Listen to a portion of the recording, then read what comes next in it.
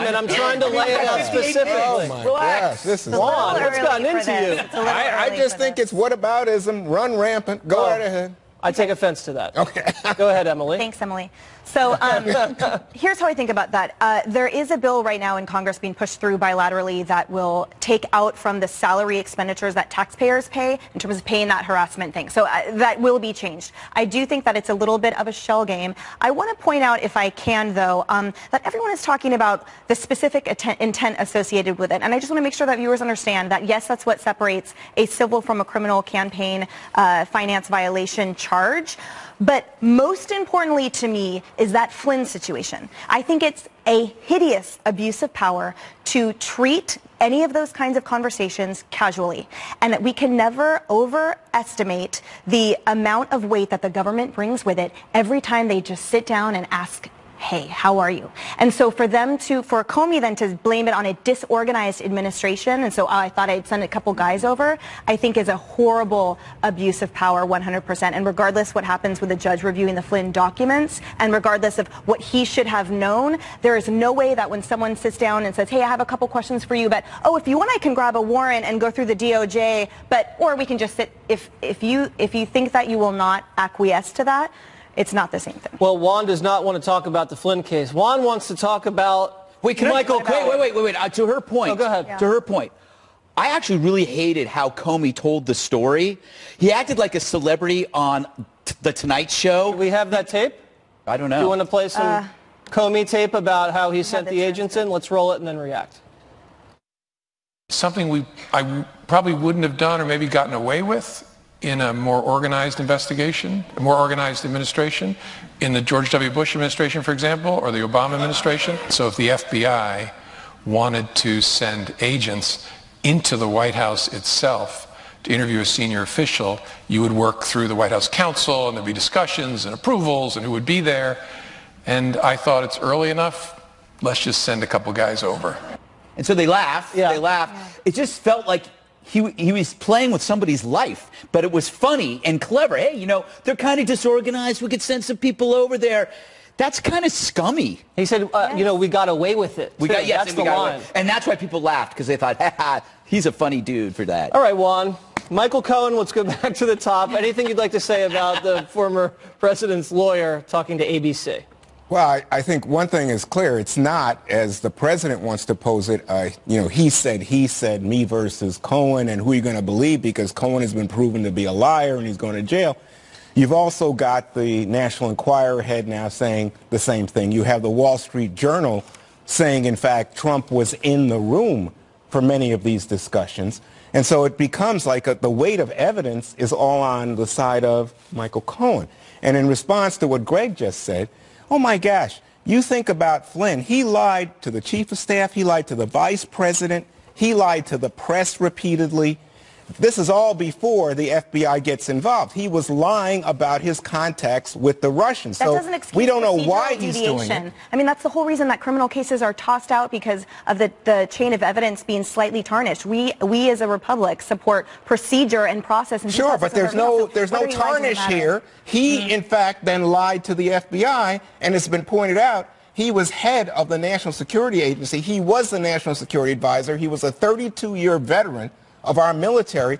My argument would be he should be held to a higher standard. Well, you know what he should have done? He should never allow FBI agents to ask you questions without a lawyer present. You know, I never like to toot my own horn and steal things and claim that they're mine. So this is what I'm going to do. Brooke Sigmund, who's a producer here, wrote a great piece for FoxNews.com.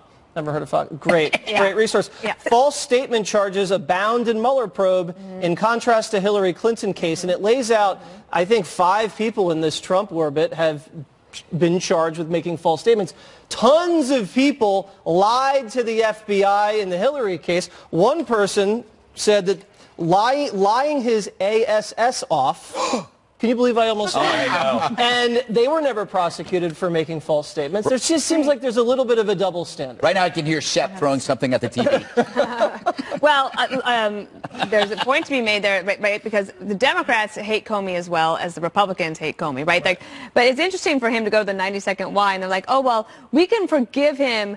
I'm thinking if I'm in the audience of the 90-second why, which for those of you at home, just so you know, on the Upper East Side of Manhattan, liberal audience, okay? So you're sitting there and you're thinking, they wanted Hillary Clinton to win. They can't believe that this happened.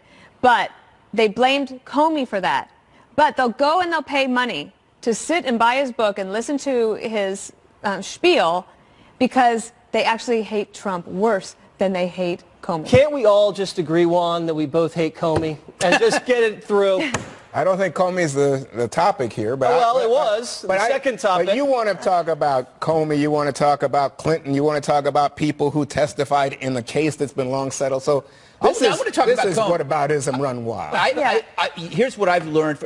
Look, we know Cohen is a bad guy. He's as tainted as potato salad left out for a week. But every president almost seems to have some shady friends, and this is why I'm not running for president in 2020. But that's the reason why. Yes, I don't want to take any of my shady friends down, because the moment that I take over in, let's say, 2024, they're going to start looking at all of you. You're so altruistic. No, I'm looking ahead. I'm talking, but like everybody gets examined. That's the way politics is, and this is what. You mean even Dana, who is as clean as the wind-driven snow, would get caught up in a special? Oh, you don't know the things she's done behind the scenes. I know where the bodies are buried.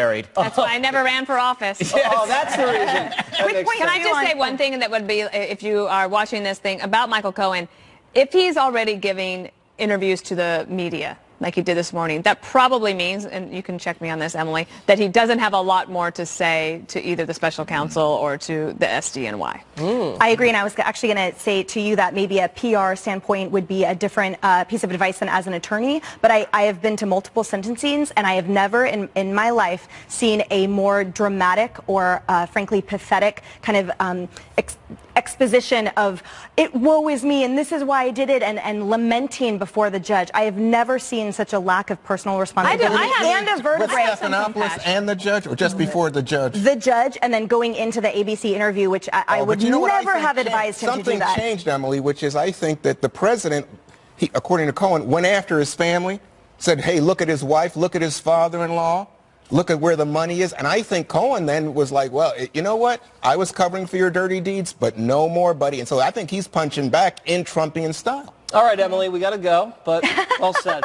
You're hearing this right. Democrats actually calling out the media's Trump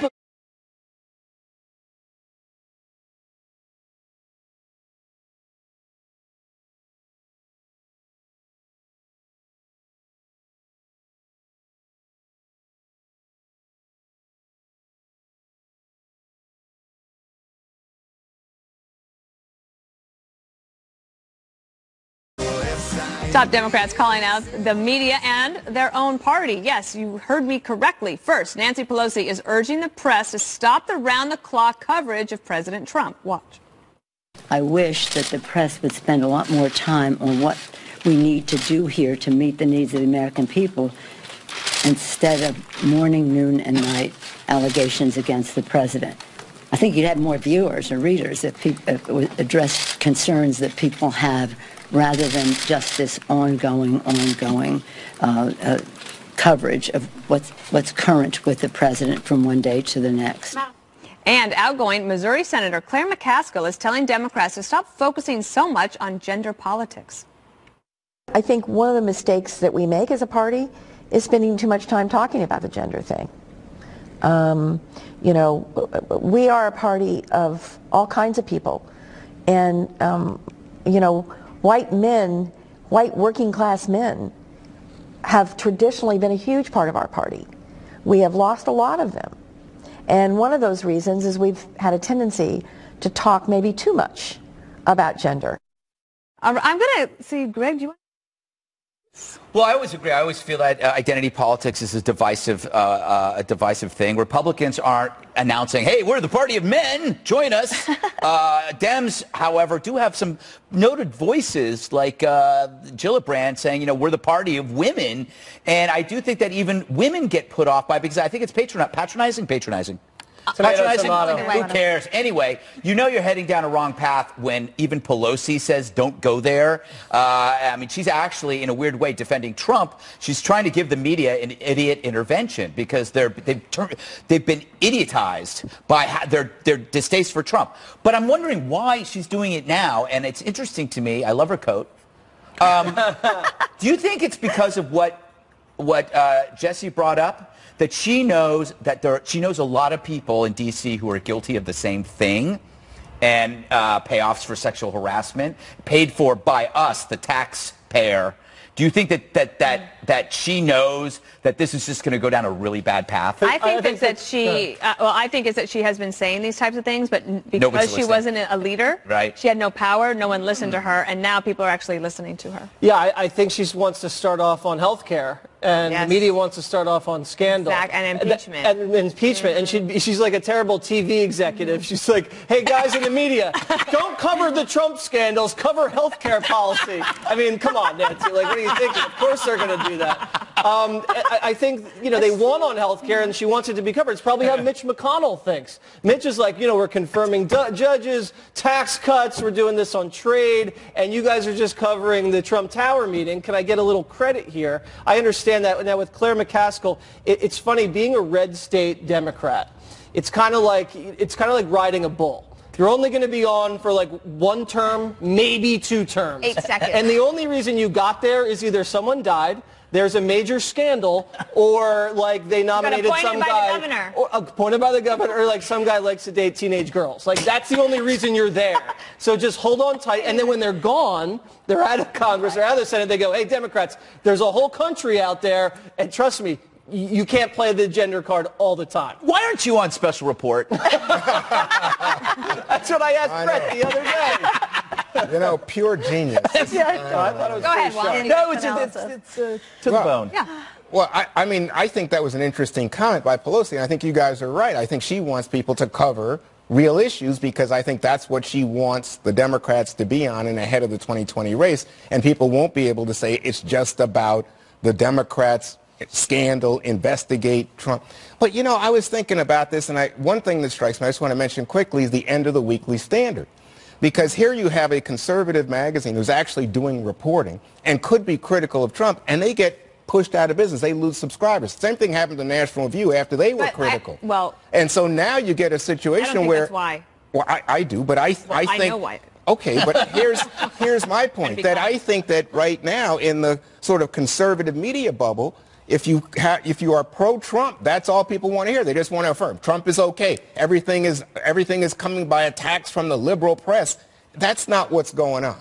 What do you think is going on? Well, my point was specifically about the Weekly Standard, which was a business decision. I don't think. Yeah, because they were losing subscribers. But that's not. But that's actually not it. Okay. But that's not what we're here to talk about. Emily, when Claire McCaskill is saying we've got to do something more, you can't just talk to women in the party, but do the Republicans also need to talk about women? I mean, they lost women in the 2018 midterm elections, and they've got some ground to make up. Yes, I think there was aggressive messaging by the left in the midterm elections towards women, but I think it would be more significant strides would be achieved if it wasn't so term specific. Like that's when you lose everyone. That's when you alienate everyone that's not a woman, right? I went to a diversity event recently, but it was never called that. And the planner said that the whole commitment was for diversity and there was a certain percentage and whatever, but it was never, it was just a certain finance event. What was it called? The Greg Gutfeld Show. So the point is that it allowed everyone to just relax rather than be confined to some type of, oh, I am this, and so I'm going to answer to this call. I respectfully disagree with your point about the conservative bubble because I think there's a significant faction that isn't just a knee-jerk pro-Trump, that supporters in the conservative bubble. And then on the well, who would that Pelosi. be? I mean, do you want me to name names? Some people here. No, but I'm just saying, that's what it looks like. I mean, by the way, on the point that you're making about the women thing, there was I think it's a 23-point gender gap in the midterms, right? Mm-hmm. You look at what happened, I think there are like 30-something freshman Democratic women coming in the next Congress. And the Republicans lost. They went down from like 20 to 13. One, I'm not trying to cut you off. We have breaking news that I want to bring to you. This Fox News alert, President Trump just tweeting that Mick Mulvaney, who is his OMB director and the head of the CFPB, will serve as his acting chief of staff. So not a permanent chief of staff, but Mick Mulvaney, who I think many of you might know of. He was a congressman from South Carolina. Juan, your thoughts about Mick Mulvaney taking over, just to see them through? Well, I mean, the big news before this, Dana, was that Chris Christie, the former governor of New Jersey, said he was taking himself out. And we've seen a series of people say, no, I'm not going to do it. It's a difficult job, and it looks like the coming 2 years are going to be turbulent. I think a lot of people moved away. So Mick Mulvaney is really taking one on for the team. Yeah, now he has 3 jobs, Jesse.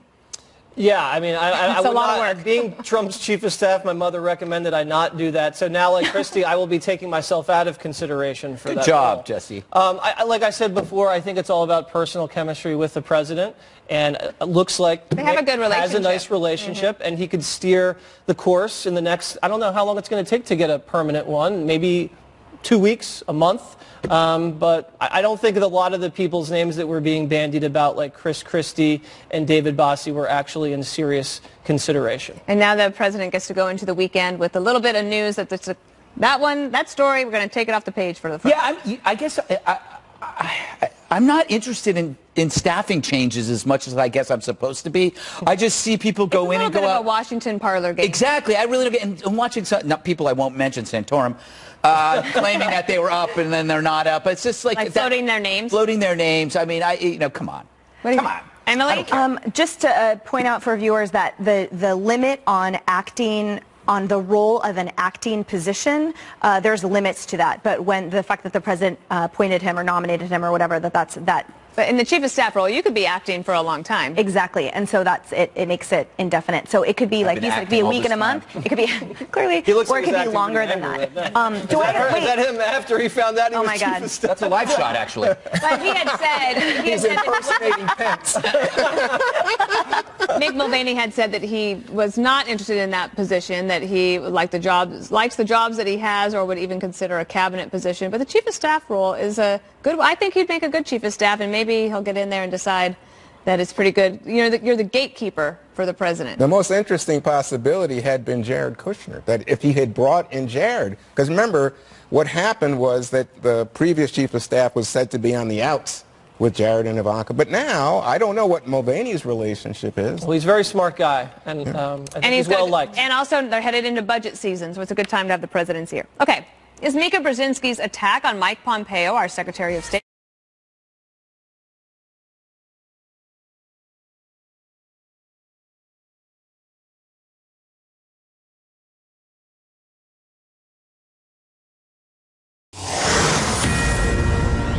This is a Fox News alert. President Trump just announcing that Mick Mulvaney, OMB director, will be the acting White House chief of staff. For more, let's go to White House correspondent Kevin Corke. Kevin? You know what, Em, it's always interesting. You never know what's going to happen on a Friday here at the White House, and in particular when you consider the Michael Cohen story dominating the news cycle, it probably doesn't surprise you that the White House would love to throw just a little meat out there for the base and perhaps even a little distraction on this Friday afternoon. So as you just pointed out, the president just taking to Twitter not terribly long ago to announce that he was going to, at least on an acting basis, name his director of the Office of Management and Budget, Mick Mulvaney, the acting White House chief of staff, replacing General John Kelly, who has served our country with distinction. The president saying this: Mick has done an outstanding job while in the administration. I look forward to working with him in the new capacity as we continue to make America great again. John will be staying with us until the end of the year. He's a great patriot, and I want to personally thank him for his service. Mick Mulvaney is a guy who we see fairly often here at the White House. He has obviously served in a number of capacities for this administration, and now it appears he will be serving in yet another, at least on an acting basis. As we get more information and perhaps some sound, of course, I'll pass it along. But for now, back to you. Kevin, thank you so much. All right, Mika Brzezinski coming under fire for using a homophobic slur earlier this week while attacking Mike Pompeo for defending the Saudi crown prince in the killing of Jamal Khashoggi. I understand that Donald Trump doesn't care. Heilman makes a good point. He doesn't care. But why doesn't Mike Pompeo care right now? Are the pathetic deflections that we just heard when he appeared on Fox and Friends, is that a patriot speaking or a wannabe dictator's butt boy? I'm dead serious. I'm asking, are these the words of a patriot? The MSNBC host is now saying sorry for her offensive remark, but notice who Mika leaves out of her apology. I wanted to address a term that I used on this show on Wednesday that was vulgar. I knew it right away, and I tweeted that it was a terrible choice of words and that I was sorry. But please allow me to say this face to face. The term is crass and offensive, and I apologize to everyone, especially the LGBTQ community and to my colleagues for using it. It was a mistake, but I just wanted to say on camera, looking the viewers straight in the eye, I am really, really sorry. Greg, I'm going to start with you because I think that is... Why? Go ahead. I think that's it's such a carelessness. It's an illustration of the carelessness that to me permeates the media now. And there's a difference between thoughtful emphasis and all the time that, for example, you put into all the stuff that you say, and you make so many jokes. So walk us through that fine line that to me isn't really that fine. Well, here's the deal. She apologized, and you should accept every apology, right?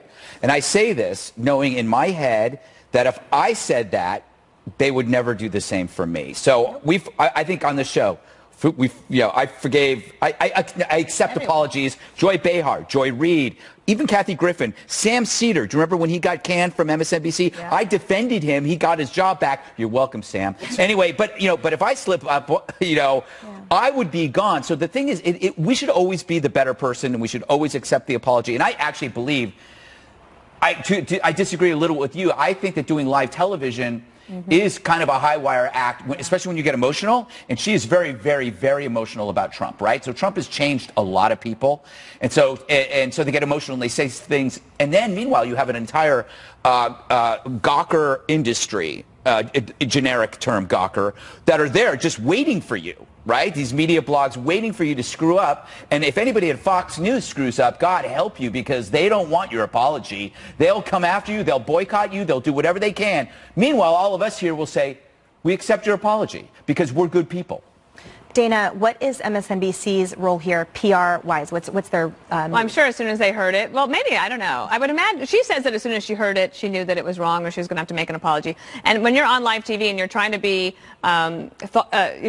quick-witted, and you reach for a phrase and then you realize you shouldn't have said it, like, maybe you should have apologized right away. That took like 48 hours for them to do it. Absolutely, I think the apology is fine, but think about on the other side, like think about somebody like Kevin Hart, or the Heisman Trophy winner. Yeah. 14 years. But like at least like the Heisman Trophy winner doesn't have to give back his prize. Right. Kevin Hart had to basically walk away from what would have been a great gig for him, which was hosting the Oscars, and now they can't find a single person that they think is worthy. She can host it. That's a good idea. Jesse, to Greg's point about how the landscape has kind of changed, that basically Trump has charged people so emotionally, it literally has changed the landscape potentially of live TV. What is that about? I wasn't listening to Greg talk. I tuned him out. Just kidding. I think basically what happened here is whenever there's a controversy, I say to myself, if Waters had said that, what have been the repercussions? And usually it's a huge double standard. If I had said that, I would have been toast. And there would be no Waters World, and it would be a very sad day. But there's an unequal system of justice in America. Look, Hillary gets treated differently. How about some whataboutism? Obama gets treated differently.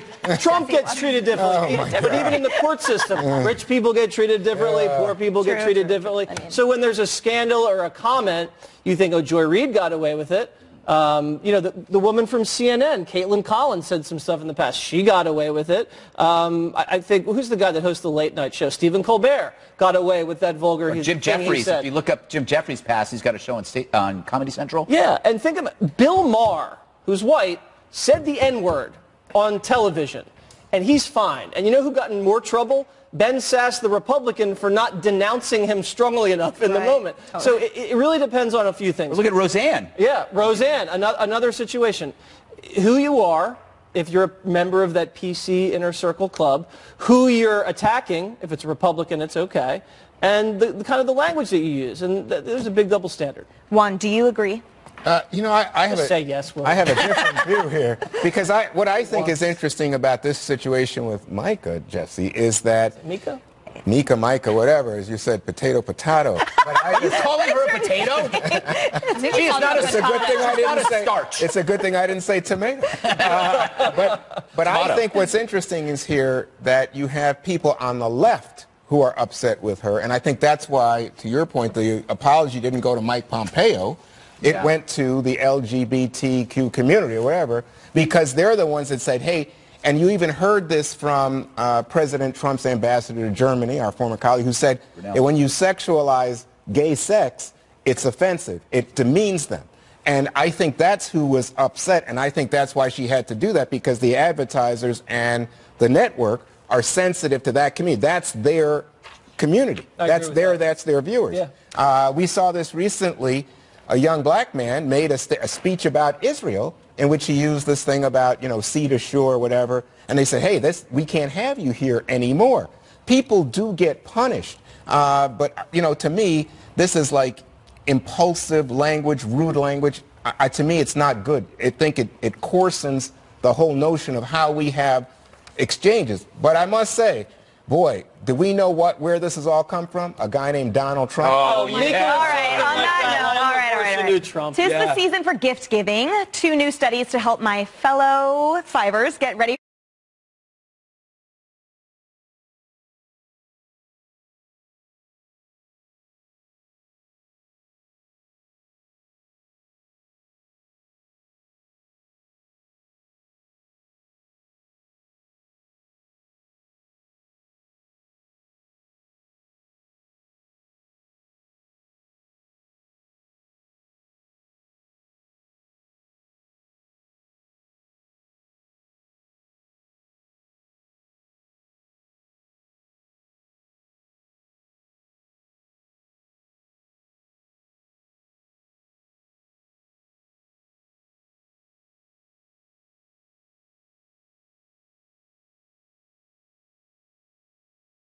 He wanted but has never used. You got me the Michael Jackson zipper jacket. That's exactly right. Red leather. But I haven't seen you in it. Nice. Yeah, this is exactly what he wanted but never used. Oh. Yes. Well, one, we don't hang out usually off set, okay. So maybe you would. But you would? You wear it? No. On special occasions.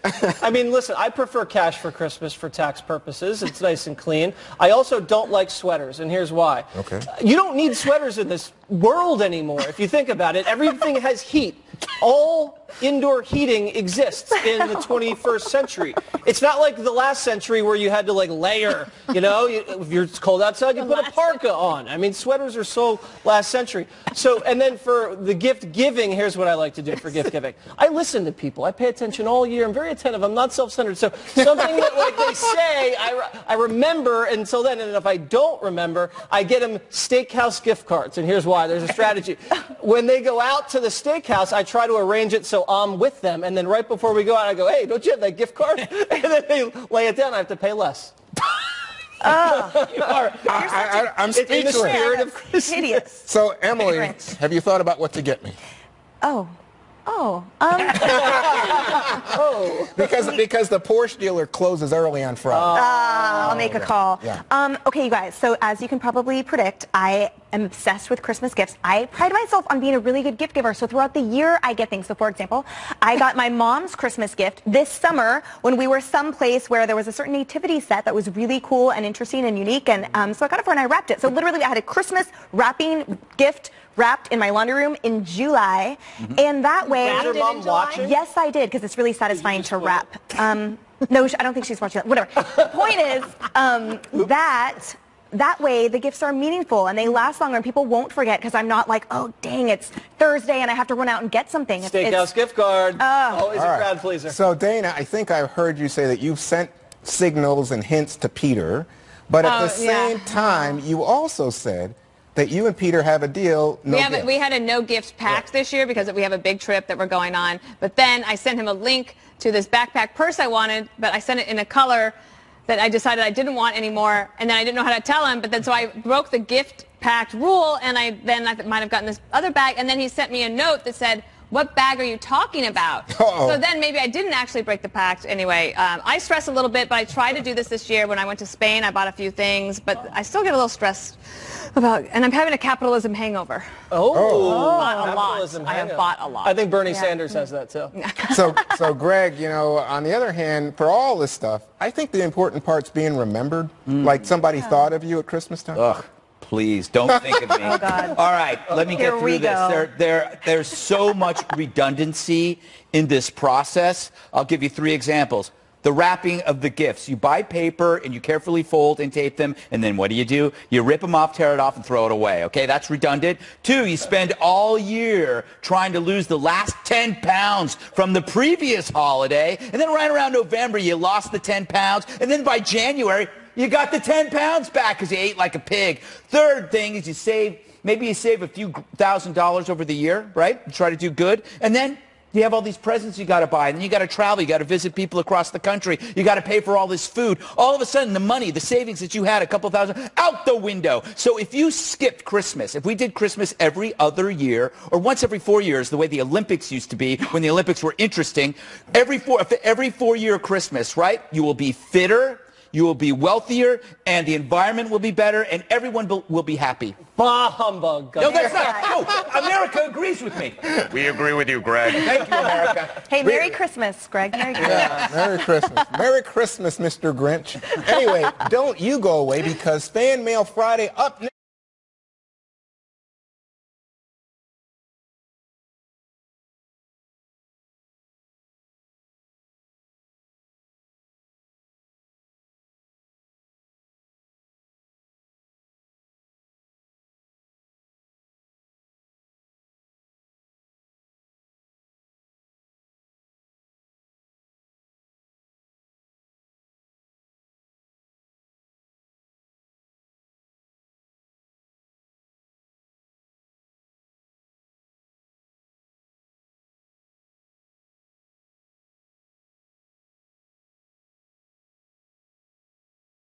House for dinner. What do you bring, Emily? Wine. Wine? What kind of wine? Red. Red? Okay, fair enough. Juan? Ice cream. Ice cream. Interesting. Really? Yeah, 'cause a lot of people don't have ice cream. That's crazy. He brings his own ice cream. He brings his own ice cream. Well, it's for them, but I eat it. Yeah, exactly. Exactly. Jesse, what do you bring? We know it's not sweaters. No, I bring wine, but I try to bring regifted wine. I don't like to go out and buy new wine. I bring wine that I already have at my house. You are amazing. You are, everything is about like how to, you're a shortcutter. That's what you are. You're always finding shortcuts. How do you think I got here? Dana?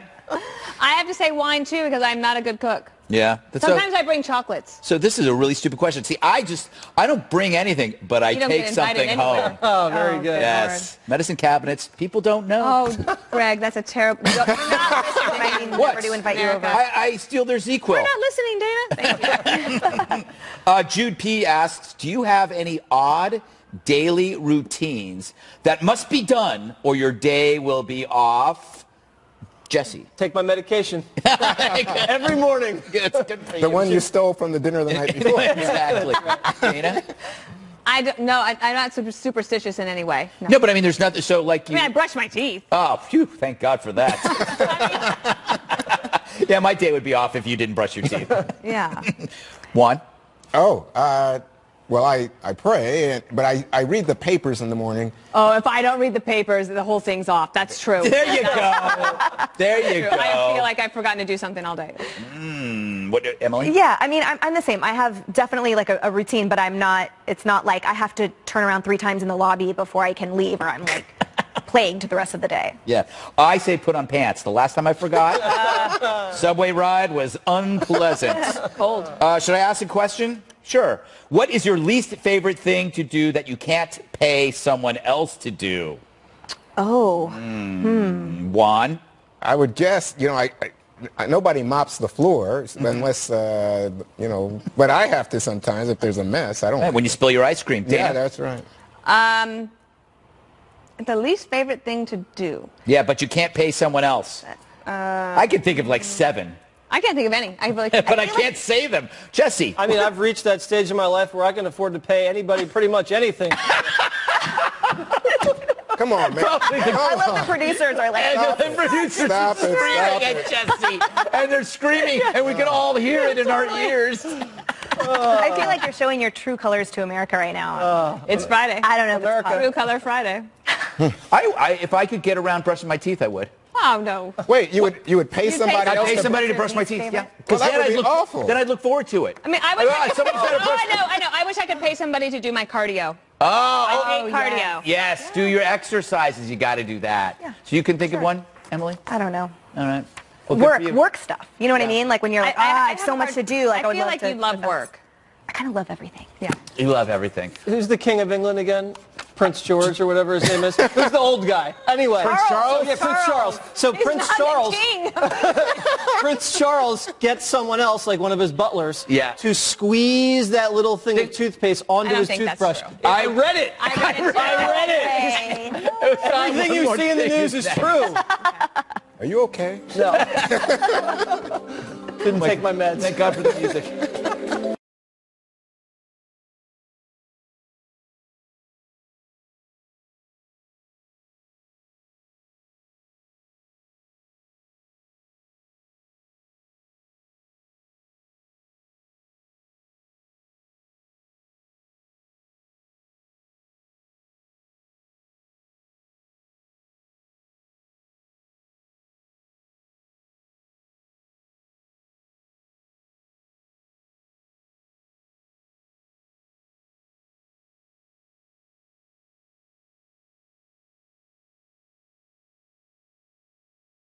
Something he wanted but has never used. You got me the Michael Jackson zipper jacket. That's exactly right. Red leather. But I haven't seen you in it. Yeah, I said this is exactly what he wanted but never used. Oh. Yes. Well, Well, that's one, we don't hang out usually on set. Okay. So, maybe you would. But you would. You guys wear should. it? No, on special occasions.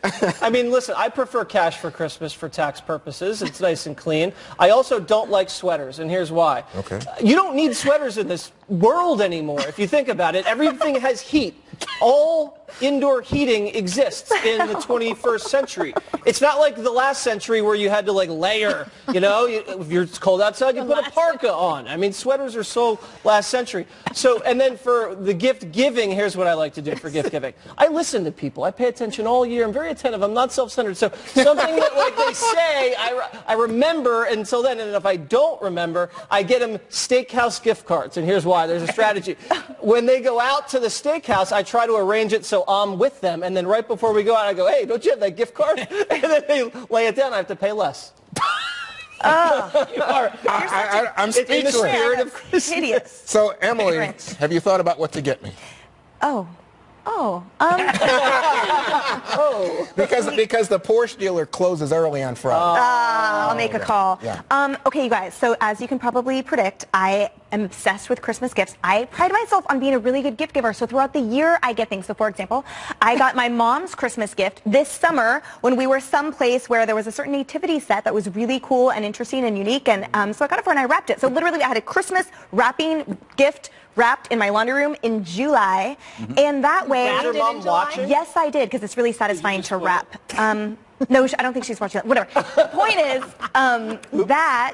that way the gifts are meaningful and they last longer and people won't forget because I'm not like, oh, dang, it's Thursday and I have to run out and get something. Steakhouse gift card. Always All a right. crowd pleaser. So, Dana, I think I heard you say that you've sent signals and hints to Peter, but at the same time, you also said that you and Peter have a deal. No gift. We had a no gifts pact this year because we have a big trip that we're going on. But then I sent him a link to this backpack purse I wanted, but I sent it in a color that I decided I didn't want anymore, and then I didn't know how to tell him. But then so I broke the gift pact rule, and I might have gotten this other bag, and then he sent me a note that said, what bag are you talking about? Uh-oh. So then maybe I didn't actually break the pact. Anyway, I stress a little bit, but I tried to do this year. When I went to Spain, I bought a few things, but I still get a little stressed about, and I'm having a capitalism hangover. Bought a lot. Capitalism I have hangover. bought a lot. I think Bernie Sanders has that too. So, Greg, you know, on the other hand, for all this stuff, I think the important part's being remembered. Like somebody thought of you at Christmas time. Ugh, please don't think of me. Oh, God. All right, let me get Here we through this. go. There's so much redundancy in this process. I'll give you 3 examples. The wrapping of the gifts. You buy paper and you carefully fold and tape them, and then what do? You rip them off, tear it off, and throw it away. Okay, that's redundant. 2, you spend all year trying to lose the last 10 pounds from the previous holiday, and then right around November, you lost the 10 pounds, and then by January, you got the 10 pounds back because you ate like a pig. 3rd thing is maybe you save a few $1,000s over the year, right? You try to do good, and then you have all these presents you got to buy, and then you got to travel, you got to visit people across the country, you got to pay for all this food. All of a sudden, the money, the savings that you had, a couple thousand, out the window. So if you skipped Christmas, if we did Christmas every other year, or once every 4 years, the way the Olympics used to be, when the Olympics were interesting, every 4-year Christmas, right? You will be fitter. you will be wealthier, and the environment will be better, and everyone will be happy. Bah humbug. No, that's not. No, America agrees with me. We agree with you, Greg. Thank you, America. Hey, Merry Christmas, Greg. Merry Christmas. Yeah, Merry Christmas. Merry Christmas, Mr. Grinch. Anyway, don't you go away because Fan Mail Friday up next.